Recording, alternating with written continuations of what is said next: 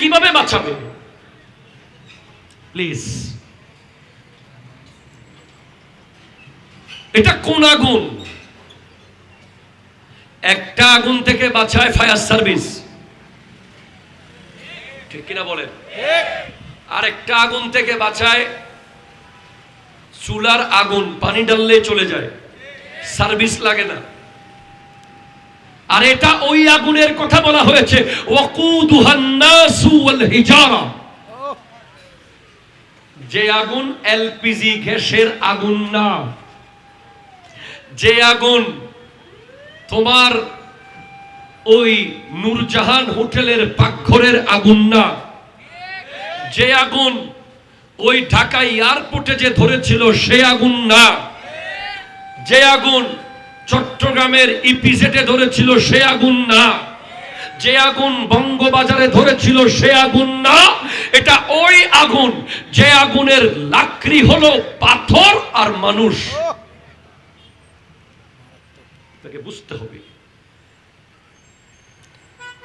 আল্লাহ বলছেন, ইমানদার, ও ইমানদার, তুমি নিজে ওই আগুন থেকে বেঁচে থাকো, যেই আগুন লাকড়ি দিলে কিছুই হবে না, লাকড়ি ওই আগুন পর্যন্ত পৌঁছতেই পারবে না, উধাও হয়ে যাবে। ওই আগুনকে একমাত্র জ্বালিয়ে রাখতে পারবে পাথর আর মানুষ। যে আগুনের ইন্ধন মানুষ হবে, ওই আগুন 3000 বছর ধরে জ্বলছে। মাত্র 3 ঘন্টা জ্বললে বড় বড় পাক্কা বাড়ি ছাই হয়ে যায়, ঠিক কিনা জোরে বলেন না? সেখানে 3000 বছর ধরে জ্বলছে এক আগুন, যেটা জাহান্নামের আগুন।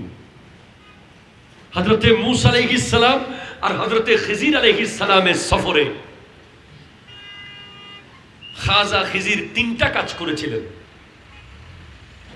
তার মধ্যে 3 নম্বর কাজটা ছিল, উনি একটা জায়গায় একটা দেয়াল, ভাঙ্গা দেয়াল তুলে দিয়েছিলেন।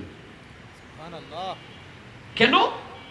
ওই দেয়ালের নিচে এক বাবা তার 2 এতিম সন্তানের জন্য স্বর্ণের পাতের মধ্যে 60টা আরবিতে লাইন লিখে দিয়ে গেছিলেন। তার মধ্যে একটা লাইন ছিল, আজিবতু লিমান আরিফান নারা ওয়া হুয়া ইয়াজনিবু। আমি তাজ্জুব হয়ে যাই যে আগুন চিনে সে কিভাবে গুনাহ করে। আপনি বুঝতে পারবেন না। এটা দেখ, মশা কামড়াচ্ছে। যে আগুন চিনে সে কিভাবে গুনাহ করে। যে ব্যক্তি গুনাহ করে সে এখনো আগুন চিনে না। কথা জোরে বলেন না, ঠিক কিনা? যে জুয়া খেলে, যে ইফতিজিং করে, যে মাদকাসক্ত হয়, যে নামাজ ছেড়ে দেয়, যে জুলুম করে, যে ওজনে কম দেয়, যে 2 নম্বরই মাল বিক্রি করে, সে এখনো আগুন কি জিনিস জানে না।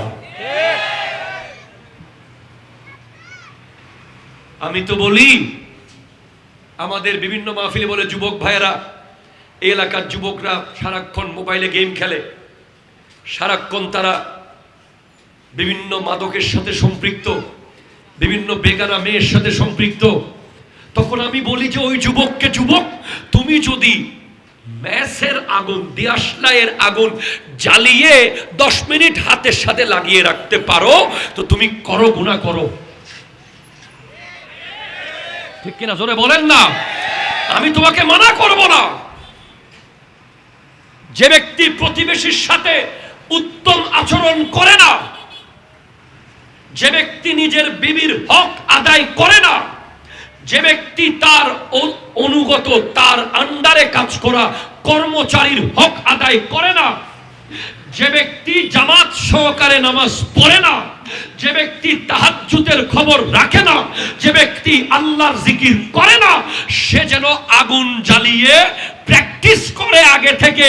কারণ এই হাত, এই পা, এই জিসিম, এই বডি জাহান্নামের ইন্ধন হয়ে যাবে। ঠিক কিনা? জোরে কথা। অনেক বিষয় আছে, হাজার হাজার। আমি শুধু 7টা বিষয় তুলে ধরতে চাই, সময় পাবো কিনা আল্লাহ ভালো জানে। এক, বর্তমান সময়ে শহর এলাকাগুলোতে বিশেষ করে পাশের ফ্ল্যাটে কি জিন থাকে না মানুষ থাকে, অনেক মানুষ জানেও না। ঠিক কিনা? জোরে কথা বলেন না। প্রতিবেশী কি জিনিস, তার হক কি, তার প্রতি দায়িত্ব কি, তার খবরাখবর নেওয়ার ব্যাপারে ইসলাম কি বলে, টোটাল এই বিষয়ে টোটাল না ওয়াকেফ, একেবারে ব্রেইনের মধ্যেই নাই। আমার নবী স্পষ্ট বলেছেন, ওয়াল্লাহি লা ইউমিনু, ওয়াল্লাহি লা ইউমিনু, ওয়াল্লাহি লা ইউমিনু।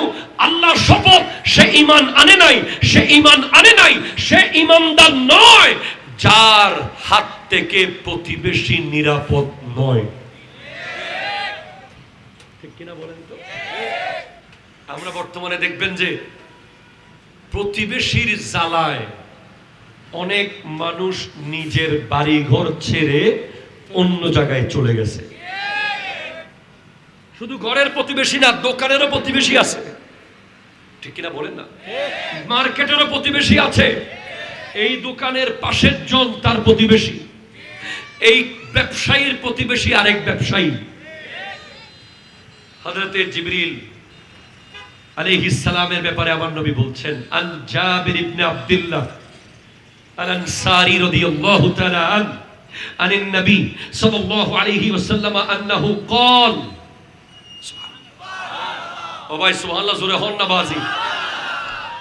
হযরতে জাবির ইবনে আব্দুল্লাহ রাদিয়াল্লাহু তাআলা থেকে বর্ণিত, আমার নবী ইরশাদ করতে লাগলেন, মা জালা ইউসিনি জিবরাইলু বিল জারি হাত্তা জানান্তু আন্নাহু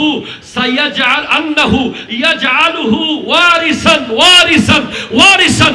জিবরিল আমাকে প্রতিবেশীর ব্যাপারে এমন ভাবে বলেছে যেন মনে হচ্ছে প্রতিবেশী আমার সম্পদের ওয়ারিস হয়ে যাবে।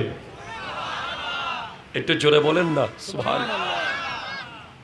আমি 7টা কথা বলবো বলেছিলাম, খুব কমন বিষয় যেগুলো মানুষ কথা বলে ওগুলো বলছিলাম, যেগুলো সচরাচর মানুষ বলে না মাহফিলে, এমন কথাগুলো বলার চেষ্টা করছি। 1 নম্বর কথা, প্রতিবেশীর সাথে খারাপ আচরণ করার কারণে জাহান্নামে যাওয়ার সম্ভাবনা 100-তে 100। যদি বলেন প্রমাণ কি? নবীজির হাদিস। নবীজির কাছে এসে এক ব্যক্তি বলছে, আমাদের দেশে ইয়া রাসূলুল্লাহ, আমাদের এলাকায় এক নারী আছে যে নফল নামাজ পড়ে, নফল রোজা রাখে, দান সাদাকা করে, কিন্তু তার মুখ থেকে প্রতিবেশী নিরাপদ না। আমার নবী বলছেন সে জাহান্নামী, সে জাহান্নামী, সে জাহান্নামী। আছে না নাই? কথা কয় না, আছে না নাই? বারান্দায় দাঁড়িয়ে দাঁড়িয়ে গালি দেয়, ছাদে উঠে গালাগালি করে, রাস্তার পাশে দাঁড়িয়ে দাঁড়িয়ে প্রতিবেশীকে গালি দেয়। আমার নবী বলছেন সে জাহান্নামী, যদিও সে নফল নামাজ পড়ে, নফল রোজা রাখে। এরপরে বলছেন, ইয়া রাসূলুল্লাহ, আমাদের এখানে একজন নারী আছে যে তেমন নফল রোজা রাখে না, নফল নামাজ পড়ে না, মোটামুটি ফরজগুলো পড়ে, কিন্তু তার মুখের ভাষায় প্রতিবেশীরা সন্তুষ্ট। আমার নবী বলছেন সে তো জান্নাতি, সে তো জান্নাতি, সে তো জান্নাতি। আপনি কি জানেন, যেই ব্যক্তি পেট ভরে খেয়ে ঘুমায় তার প্রতিবেশী উপোস থাকে, সে পরিপূর্ণ ঈমানদার নয়, ঈমানদার নয়, ঈমানদার নয়। কিয়ামতের দিন প্রতিবেশীকে জিজ্ঞেস করা হবে, তোমার পাশের মানুষটা কেমন ছিল তুমি বলো। আজকের দিনে দেখবেন আমরা প্রতিবেশীর সাথে সম্পর্ক রাখি না কেন? কারণ সে যদি আমার বাসায় এসে 1 কেজি চাল খুঁজে, আধা কেজি ডাল খুঁজে, সে যদি একটা পেঁয়াজ খুঁজে, এই কারণে সম্পর্ক রাখি না। আমার নবী বলছেন, জিবরিল আলাইহিস সালাম আমাকে প্রতিবেশীর ব্যাপারে এমন ভাবে বলেছে যে যেন মনে হচ্ছে প্রতিবেশী আমার সম্পদের ওয়ারিস হয়ে যাবে। তাহলে প্রথম যেটা নসিহত আপনাদের প্রতি, আজকের মাহফিল থেকে যাওয়ার পর থেকে কারো প্রতিবেশীর সাথে কোনো দ্বন্দ্ব থাকবে? একটু হাত তুলে বলেন, থাকবে? আরো জোরে, থাকবে? হাত নামান। ধরেন দ্বন্দ্ব অনেক দিন ধরে আছে, গাছ নিয়ে, বাঁশ নিয়ে, জমি নিয়ে, জামা নিয়ে। আজকে গিয়ে আগে আপনি কথা বলা শুরু করে দিবেন। মনে রাখবেন, দুজন মুসলমানের মধ্যে যখন কথা বন্ধ হয়, দ্বন্দ্ব চলে, যে আগে কথা শুরু করবে সে আগে জান্নাতে যাবে। সুবহানাল্লাহ, জোরে বলেন না। আমাদের যুবক ভাইরা এগুলো জানেই না। বছরকে বছর সম্পর্ক ছিন্ন করে বসে আছো। ও বলতেছে আমি কেন আগে কথা বলবো, আমি মাস্টার্স পাস। ঠিক কিনা বলেন না? সে বলতেছে আমি কেন আগে কথা বলবো, আমি চৌধুরী বংশের ছেলে।